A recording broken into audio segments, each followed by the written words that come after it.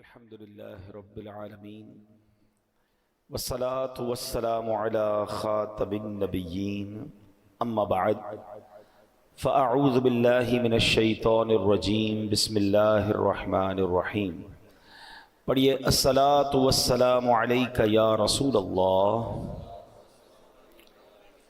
وعلى آلك وأصحابك يا حبيب الله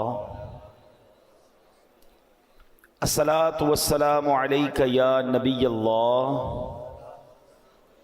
وعلى آلك وأصحابك يا نور الله نويت سنة الاعتكاف۔ پیارے پیارے اسلامی بھائیوں، جب بھی مسجد میں داخل ہوا کریں یاد فرما کر اعتکاف کی نیت ضرور کر لیا کریں، اس سے ہمیں دیگر عبادتوں کے ساتھ ساتھ اعتکاف کا ثواب بھی ملتا رہے گا۔ درود پاک پڑھنے کے بے شمار فضائل و برکات ہیں۔ کعبے کے بدر الدجا، طیبہ کے شمس الضحیٰ صلی اللہ تعالیٰ علیہ وسلم کا فرمان عالی شان ہے، اذا نسیتم شیئا فصلوا علی تذکروہ ان شاء اللہ تعالی۔ آقا فرماتے جب تم کوئی چیز بھول جاؤ تو مجھ پر درود پاک پڑھو، انشاءاللہ کریم وہ بات یاد آ جائے گی۔ کمال ہے درود پاک بھی، کتنی برکتیں ہیں، یعنی ایسا لگتا ہے کہ ہر پرابلم کا سولیوشن درود پاک میں۔ بعض اوقات ہوتا ہے ہمیں کوئی بات کرنی ہوتی ہے، اچانک بھول جاتے ہیں، یار پتہ نہیں کیا کہنا تھا، اچھا کوئی چیز رکھ کے بھول جاتے ہیں، نہیں مل رہی ہوتی، تو درود پاک کی برکت سے انشاءاللہ وہ بات بھی یاد آ جائے گی، وہ بھولی ہوئی چیز بھی انشاءاللہ مل جائے گی۔ ہمارے بیان میں ہم کوشش کرتے ہیں قرآن پاک کی کچھ آیتوں کی تلاوت ہو اور قرآن پاک ہی سے متعلق کچھ میسیجز ہم سمجھیں اور سیکھیں۔ آج قرآن پاک کی آیت کون سی ہے؟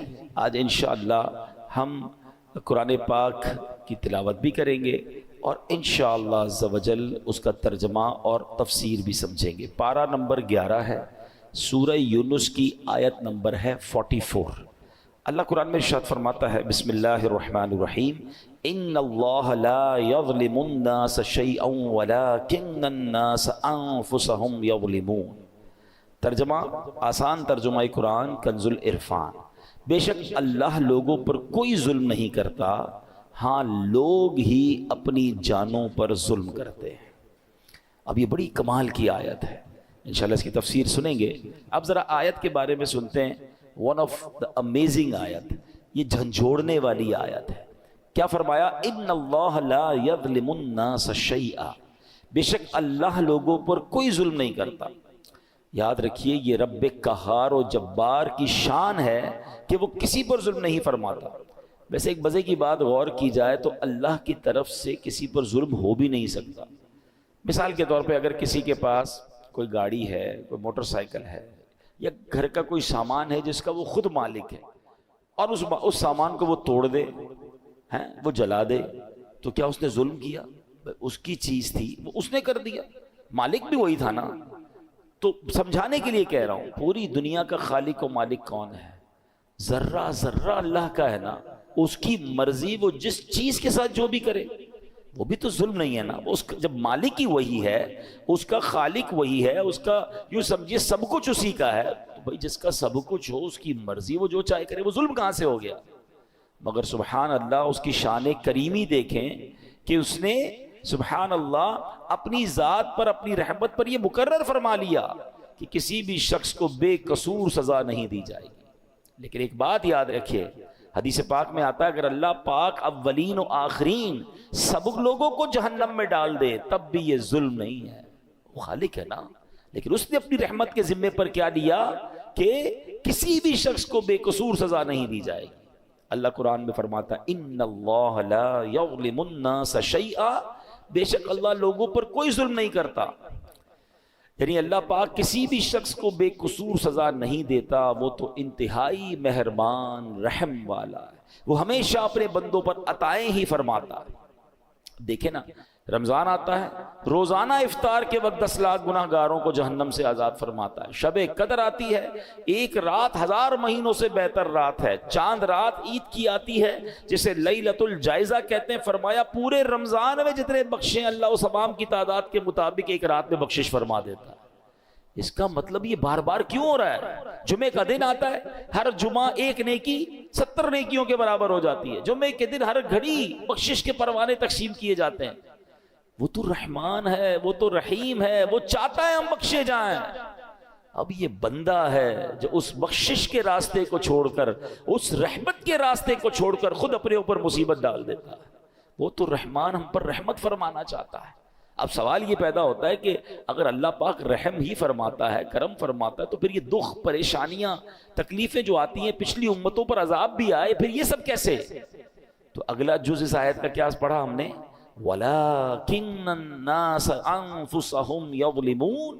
ہاں، لوگ ہی اپنی جانوں پر ظلم کرتے ہیں. واٹ ایور جو ہم پر آتا ہے نا، وہ ایکچولی ہماری وجہ سے آتا ہے. ہم خود اپنے اوپر یہ آفتیں لا رہے ہوتے ہیں. اللہ اکبر. یہ بندوں کے اعمال کا بدلہ ہوا کرتا ہے. بندے کفر کرتے ہیں، شرک کرتے ہیں، اللہ کی نافرمانیاں کرتے ہیں، جو احکام دیے جاتے ہیں اس کا الٹ کرتے ہیں، تب انہیں اعمال کا بدلہ دیا جاتا ہے. یہ اپنے ہاتھوں کی کمائی ہے. کہتے ہیں جیسی کرنی ویسی بھرنی. کاش یہ بات ہمیں سمجھ آ جائے.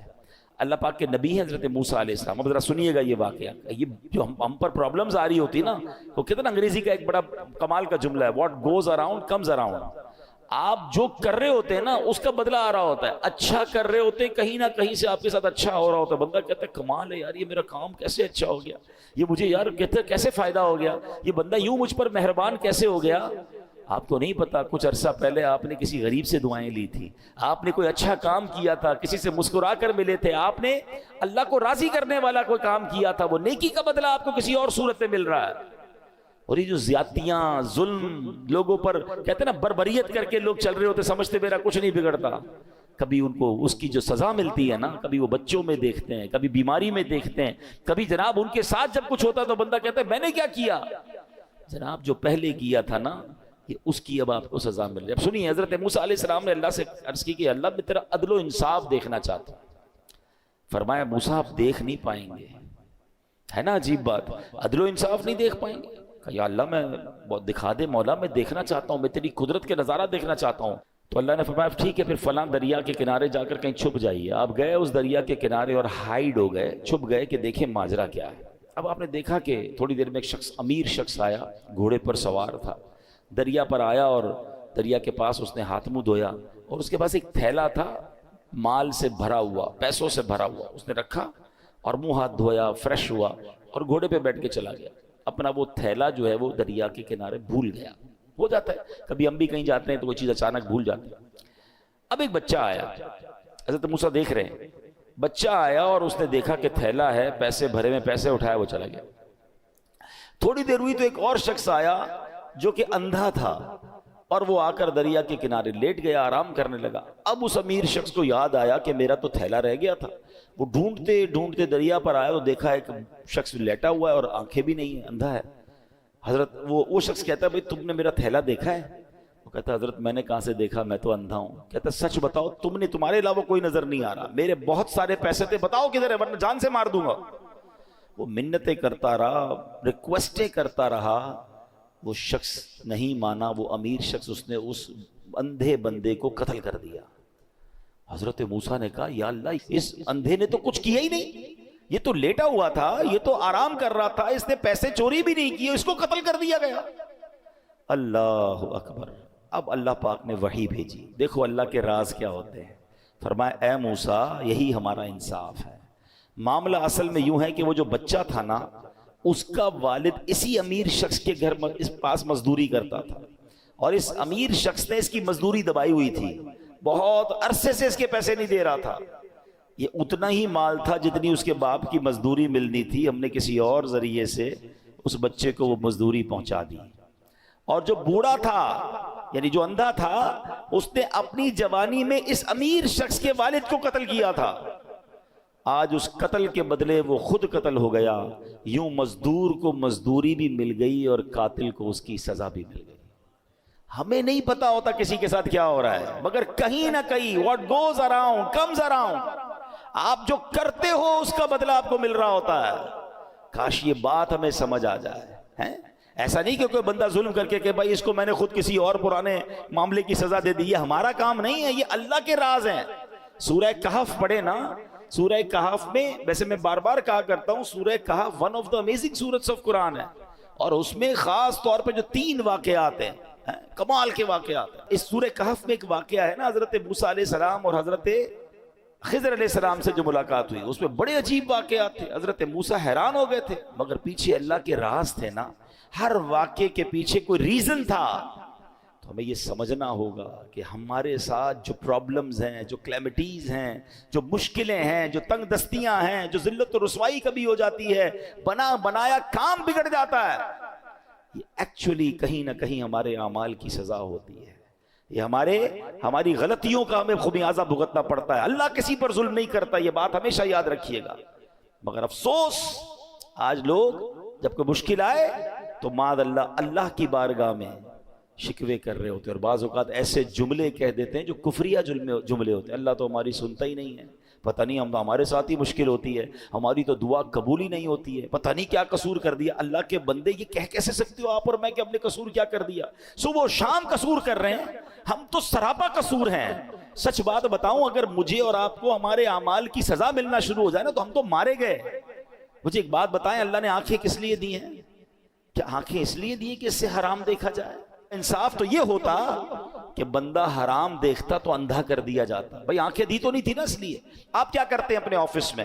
آپ نے کسی آفس کے بوائے کو موٹر سائیکل دی، یا سفر کے لیے گاڑی دی، یا موبائل فون دیا کہ بیٹا یہ کام ہے، تم اس چیز سے یہ کام کرنا، اور آپ کو تھوڑے دنوں بعد پتہ چلے کہ جو میں نے فیسلٹی دی ہے وہ اس کام کو تو کر ہی نہیں رہا، میری فیسلٹی کو یوز کر رہا ہے مگر میرا کام تو کر نہیں رہا۔ آپ کیا کہیں گے؟ بھائی گاڑی واپس دو، موٹر سائیکل واپس، جب تو وہ کام ہی نہیں کر رہے میں جس چیز کے لیے میں نے تمہیں دی، تو پھر کس بات کی تمہیں یہ سب فیسلٹی دوں؟ اللہ نے آنکھیں حرام دیکھنے کے لیے نہیں دی تھی۔ آنکھیں حرام دیکھتی وہ واپس لے لیتا نا، کان حرام سنتے تو بہرے ہو جاتے، ہاتھ ظلم کے لیے اٹھتے تو ہاتھ کٹ کر گر جاتا، پیر حرام کی طرف جاتا، اللہ کی نافرمانی کی طرف جاتا، میں اور آپ لنگڑے ہو جاتے۔ ارے وہ تو سزا دے ہی نہیں رہا، بہت تھوڑی میں جان چھوٹ رہی ہے، اور اب بندہ کہتا ہے پتہ نہیں کیا قصور کر لیا۔ اس سے پوچھو بھائی نماز 5 ٹائم پڑھتے ہو؟ نہیں وہ تو کبھی کبھی قضا ہو جاتی ہے۔ پھر کہتے ہو کیا قصور کر لیا؟ مطلب ہمارا تو دن رات قصور میں ہے۔ پھر یہ جملہ کیسے زبان پر آتا ہے؟ شکوہ نہیں، وین ایور کوئی پرابلم آئے اپنے آپ کو ریئلائز، اسکین کرنا شروع کر دو کہ کیا غلطی ہو گئی بھائی، کیا مشکل ہو گئی، میں نے ایسا کیا کر دیا، فوراً توبہ، فوراً استغفار، فوراً اللہ کی طرف رجوع کریں۔ پھر دیکھیں انشاءاللہ رحمتوں کے دروازے پھر کھل جائیں گے۔ اللہ اکبر۔ ایک بار مسلمانوں کے پہلے خلیفہ حضرت ابو بکر صدیق رضی اللہ تعالیٰ عنہ نے بارگاہ رسالت میں عرض کی، اللہ پاک قرآن میں فرماتا ہے جو کوئی برائی کرے گا اسے اس کا بدلہ دیا جائے گا۔ تو حضرت ابو بکر نے کہا حضور ذرا یہ آیت کے بارے میں بتائیں، اس کا مطلب کیا ہے؟ تو نبی پاک نے فرمایا غفر اللہ لکا یا ابا بکرن، اے ابو بکر اللہ پاک تیری بخشش فرمائے۔ اے ابو بکر کیا لوگ بیمار نہیں ہوتے؟ کیا انہیں رنج نہیں پہنچتا؟ کیا وہ غمگین نہیں ہوتے؟ کیا پریشانیاں نہیں آتی؟ عرض کیا کیوں نہیں، یہ تو سب کچھ ہوتا ہے۔ فرمایا فَهُوَ مَا تُجْزَوْنَ بِهِ، بس یہ ان کے اعمال ہی کا تو بدلہ ہے۔ یہ جو بیماری آئی، ٹینشن آئی، غم آیا، خوف آیا، کاش ہم یہ بات سمجھ جائیں۔ میرے پیارے اسلامی بھائیوں، اب ذرا ایک بڑی کمال کی حدیث ہے، تقریباً ہر جمعہ کے خطبے میں یہ حدیث ہم سنتے ہیں، بس اللہ کرے ہم سمجھنے والے بنے، میسج لینے والے بنے۔ کیا حدیث پاک ہے؟ نبی پاک علیہ السلام فرماتے ہیں البر لا یبلا، نیکی کبھی پرانی نہیں ہوتی، والذنب لا ینسا، گناہ بھلایا نہیں جاتا، والدیان لا یموت، اور بدلہ دینے والی ذات یعنی جس نے ڈیسیشن کرنا ہے، جس نے اعمال کا فیصلہ کرنا ہے، اسے موت نہیں آتی۔ میں اور آپ نیکی کر کے بھول جاتے ہیں مگر نیکی باقی رہتی ہے، میں اور آپ گناہ کر کے بھول جاتے ہیں مگر گناہ بھی بھلایا نہیں جاتا، وہ بھی لکھا ہوا ہے۔ اور ایک دن آئے گا جب ڈیسیشن لیا جائے گا، اور جس نے ڈیسیشن لینا ہے، جس نے فیصلہ کرنا ہے، وَالدَّيَّانُ لَا يَمُوتُ، بدلہ دینے والی ذات یعنی اللہ کو موت نہیں آتی۔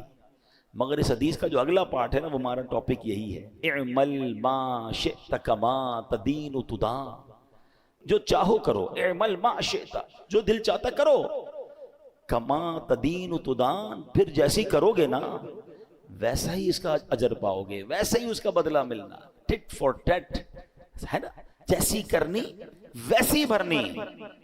وہ کہتے ہیں نا فارسی شاعر، گندم ز گندم جو ز جو از مکافات عمل غافل مشو. کہتے ہیں گندم بیج کر گندم ہی کاٹو گے، جو جب ڈالو گے بیج تو جو ہی کاٹو گے. دنیا میں مکافات عمل ہیں، یعنی جیسی کرنی ویسی بھرنی والا قانون جاری ہے، اس سے غفلت مت کرو. ہاں کریں غلط کام اور کہتے ہیں بھائی جنت میں جانا ہے. اب پہلے غلط کام تو چھوڑے نا، حرام کو تو چھوڑیں. سیدی اعلیٰ حضرت بڑا کمال کا شعر لکھتے ہیں. آپ فرماتے کام زنداں کے کیے اور ہمیں، زندہ کہتے ہیں جیل، یہاں مراد کیا؟ جہنم. کام کدھر کے کیے؟ جانے کے، جہنم میں جانے کے. کام زندہ کے کیے اور ہمیں شوق گلزار ہے کیا ہونا ہے. شوق جنت میں جانے کا ہے، کام جہنم میں جانے والے کرنے. اب خود بتائیں نا ایسا کیسے ہوگا؟ ہمیں کام جنت والے کر کے پھر اللہ سے دعا کرنی اللہ قبول کر لے تاکہ ہمیں بھی تیری جنت مل جائے. تو اے میرے پیارے اسلامی بھائیوں یاد رکھیے، جیسا میں نے کہا نا، ہمیں پتہ نہیں ہوتا کسی کے ساتھ زیادتی، کسی کے ساتھ ایسا عمل جو ہمیں کس طرح آ کر ستاتا ہے، پھر کس طرح تکلیف آتی ہے. امام ذہبی رحمۃ اللہ تعالی علیہ لکھتے ہیں کسی بزرگ نے ایک شخص کو دیکھا، اس کا کاندھے سے بازو کٹا ہوا تھا اور وہ آواز لگا رہا تھا، جس نے مجھے دیکھا وہ ہرگز کسی پر ظلم نہ کرے. لوگوں نے پوچھا ایسا کیا ہوا تمہارے ساتھ؟ وہ کیا کہتا ہے؟ کہتا ہے میرا معاملہ بڑا عجیب و غریب ہے. کتابوں میں لکھا کہ وہ ٹیکس وصول کرنے والا یا جس طرح کوتوال ہوتا ہے افسر تھا. ایک بار مچھیرے کے پاس گیا، مچھلی کی دکان تھی، مچھیرے مچھلی بیچ رہے تھے. اس نے دیکھا بڑی فریش مچھلی تھی، کہا مچھلی دکھاؤ ذرا. اس نے مچھلی دکھائی، صاحب 500 روپے کی. کہتا کبھی ہم نے بھی پیسے دیے ہیں. مچھلی لی اور چل پڑا. وہ چیختا رہ گیا بھائی جان میرے بچوں کی روزی ہے، میں تو اتنا ہی کماتا ہوں، مہربانی کرو. کہا جاؤ ادھر سے. کہتا ہے میں نے اس بیچارے کے ساتھ زیادتی کی اور چل پڑا. جیسے چل پڑا تو وہ مچھلی اتنی فریش تھی کہ پھڑک رہی تھی، تو اس مچھلی نے میرے انگوٹھے پہ کاٹ لیا. گھر آیا، بیوی کو کہا مچھلی بناؤ، آج بڑی شاندار فریش مچھلی لایا ہوں. بستر پر لیٹا تو انگوٹھے میں درد، بڑا شدید درد، لال ہو گیا پورا انگوٹھا. گھر کے قریب ہی ایک ڈاکٹر جاننے والا تھا، گیا اس کے پاس، کہا بھائی دیکھو یہ انگوٹھے میں کیا ہوا ہے. کہتا تمہارے انگوٹھے میں تو زہر پھیل گیا ہے، فوراً فیصلہ کرو، یا تو انگوٹھا ابھی ابھی کاٹ لو ورنہ پورے ہاتھ میں پھیل جائے گا. کہتا میں مرتا کیا نہ کرتا، روتے روتے انگوٹھا کٹوایا، پٹی بندھوائی. گھر آیا تو بیوی نے کہا مچھلی کا نہیں کھانی مجھے مچھلی، میرا انگوٹھا ہی کٹ گیا. تھوڑی دیر ہوئی تو پورا ہاتھ میں درد، پوری ہتھیلی لال، سوجنے لگ گئی. پھر گیا ڈاکٹر کے پاس، تم نے تو کہا تھا انگوٹھا کٹواؤ ہاتھ بچ جائے گا، یہ کیا ہوا؟ کہتا دیر ہو گئی، یہ پورے ہاتھ میں پھیل جائے گا، ہتھیلی کاٹو. کہتا میں نے ہتھیلی کٹوائی. تھوڑی دیر ہوئی، رات کو سویا تو پورے بازو میں درد، پورا بازو لال، تکلیف سے چیخے مارنے لگا. پھر گیا ڈاکٹر کے پاس. ڈاکٹر نے کہا اب تو پورا ہاتھ جو ہے وہ تمہارا سوج گیا ہے، جسم پورا کٹنا پڑے گا، اب جلدی فیصلہ کرو، ہاتھ کاٹو. اس کا ایک دوست بھی تھا، وہ دوست کہتا ہے یار یہ بتاؤ تمہارے ساتھ کوئی آج نیا معاملہ تو نہیں ہوا، کوئی یونیک بات، کوئی ہٹ کے کوئی کام کیا ہے تم نے؟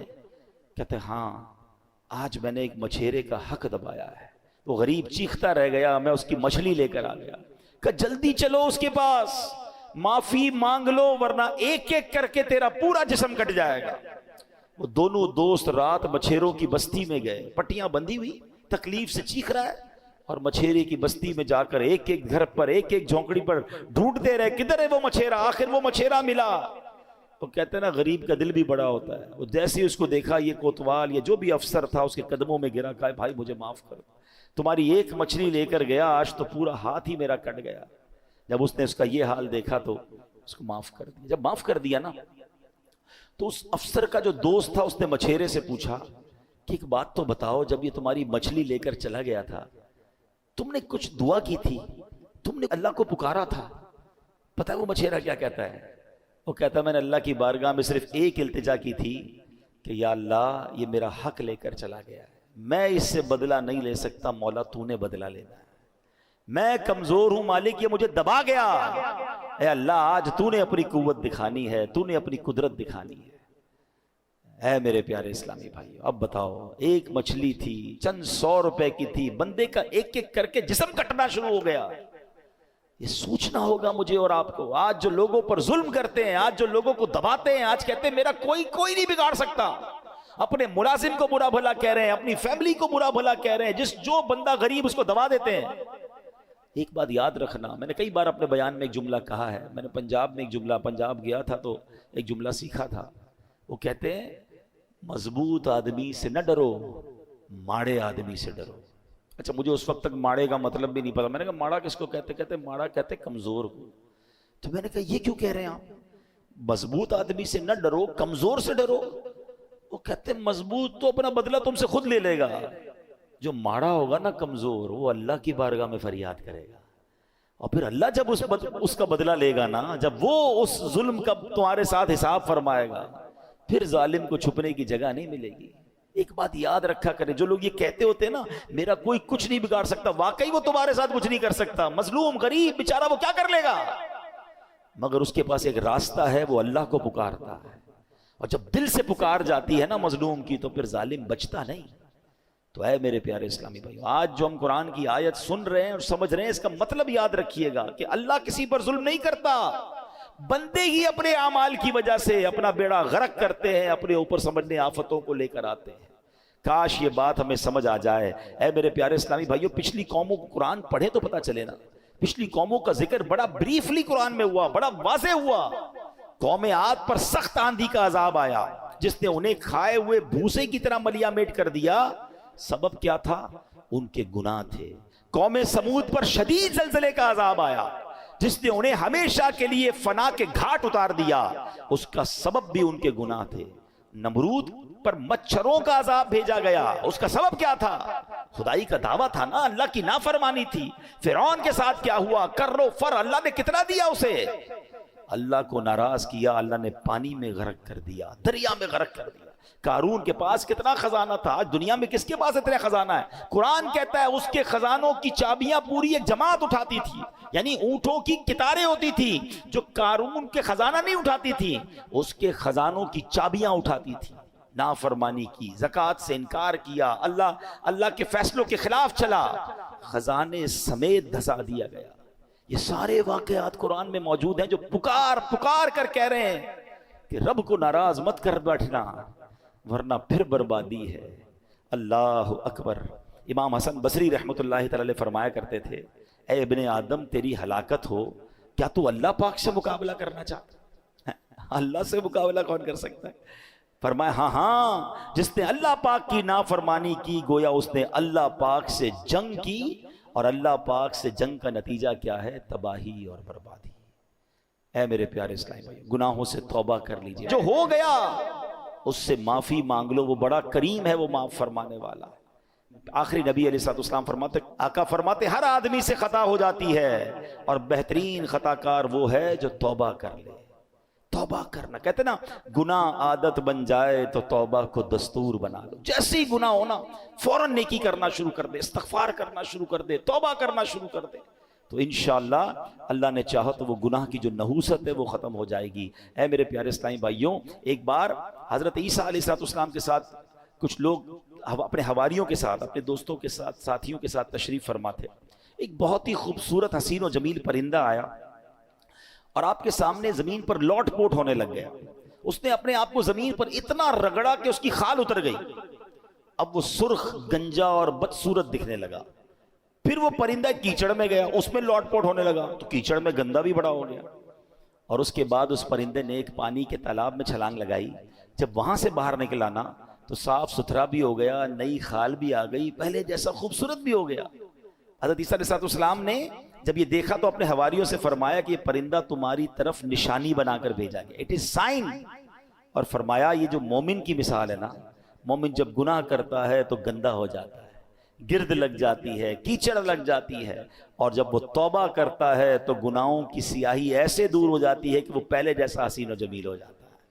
تو یہ بات یاد رکھیے، جیسے ہی گناہ ہو جائے نا فوراً اللہ کی طرف رجوع، اے اللہ معاف کر دے، اے پروردگار ہو گئی مسٹیک، اب نہیں کروں گا مالک۔ تو اللہ کو توبہ کرنے والا بڑا پسند ہے، اور جب توبہ کرنی ہے اس وقت یہ ارادہ نہ ہو کہ دوبارہ بھی گناہ کروں گا، پلان وہی ہے، پھر توبہ نہیں ہے۔ الندم التوبہ، حدیث کے الفاظ ہے شرمندگی ہی توبہ ہے۔ بندہ پہلے شیم فیل کرے، پھر اس سے وعدہ کرے کہ مولا اب نہیں کروں گا، اور پھر اللہ سے کہے مولا توبہ پر استقامت بھی تو نے دینی ہے، پھر وہ کریم معاف کرنے والا ہے۔ تو اے میرے پیارے اسلامی بھائیوں، ان اللہ یحب التوابین، اللہ قرآن میں فرماتا ہے بے شک اللہ بہت توبہ کرنے والوں سے محبت فرماتا ہے۔ تو ہمیں توبہ کرتے رہنا چاہیے، بلکہ ہو سکے تو صلاۃ التوبہ کی عادت ڈالیں۔ روزانہ رات سونے سے پہلے، ہم گناہ گار ہیں، ہم سے ہو جاتی ہیں خطائیں، تو 2 رکعت صلاۃ التوبہ پڑھ لیا کریں۔ اس کا طریقہ کیا ہے کہ رات کو یا دن میں بھی پڑھیں تو مکروہ وقت نہ ہو، 2 رکعت اس طرح صلاۃ التوبہ پڑھیں کہ اس نیت کے ساتھ 2 رکعتیں پڑھیں کہ اے اللہ ہمارے گناہوں کو معاف فرما، ہم توبہ کرتے ہیں۔ اور جب سلام پھیر لیں تو ہو سکے تو سجدے میں جا کر یا رب اغفر لی، یا رب اغفر لی، یا رب اغفر لی، اے رب کریم مجھے بخش دے، یہ 3 بار کہہ لیا کرے سجدے کے اندر جا کر جب نماز سے فارغ ہو جائے۔ اس کے بعد کہ حضرت ابو سعید خدری فرماتے ہیں جو بندہ سجدے کی حالت میں 3 مرتبہ یہ کہے یا رب اغفر لی، تو سبحان اللہ جب وہ سر اٹھائے گا تو اس کی مغفرت ہو چکی ہوگی۔ تو اے میرے پیارے اسلامی بھائیوں، توبہ کریں، توبہ اللہ کو بڑی پسند ہے۔ آج سے توبہ اپنا دستور بنا لیں۔ ہاں مگر ایک بات یاد رکھیے، یہ جو توبہ کرنی ہے، صلاۃ التوبہ پڑھنی ہے یا استغفار پڑھنا ہے، اس سے صغیرہ گناہ معاف ہوتے ہیں، مگر جو کبیرہ گناہ ہے نا، مثلا نماز قضا کرنا، یا اللہ نہ کرے کوئی شراب پیتا ہے، کسی کو ناحق تکلیف دیتا ہے، تو اس کے لیے توبہ کرنا بھی ضروری ہے، باقاعدہ توبہ کرنی ہوگی، معافی مانگنی ہوگی، اور اس کا ازالہ بھی کرنا ہوگا۔ کوئی شخص کہے جناب میں نے اب استغفر اللہ کہہ دیا تو نماز قضا بھی معاف ہو گئی، نہیں، نماز جو آپ نے قضا کی، چلے انشاءاللہ اللہ کی رحمت سے اس کا گناہ معاف ہو جائے گا، مگر اس کو قضا کرنی پڑے گی۔ کسی پر زیادتی کی ہے، کوئی مال دبا لیا ہے، اس سے لوٹانا ہوگا۔ ہاں اللہ کریم اپنی رحمت سے اس غلطی سے جو گناہ ہوا وہ معاف فرمانے والا ہے، تو توبہ بھی کرنی ہے۔